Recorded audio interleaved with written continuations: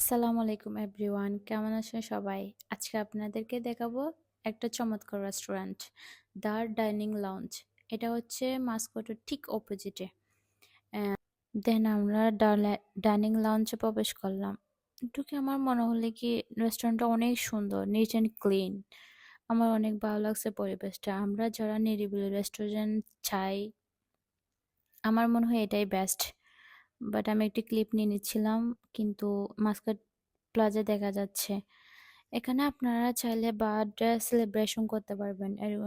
এখানে এরকম অনেক স্পেস রয়েছে, অনেক সুন্দর সুন্দর পিক ওঠার জন্য। যারা পিক লাভার তারা অবশ্যই এই রেস্টুরেন্ট ভিজিট করতে পারেন। তাদের জন্য অনেক ভালো হয়, অনেক রকমের ডিজাইনের পিক ওঠানোর জন্য।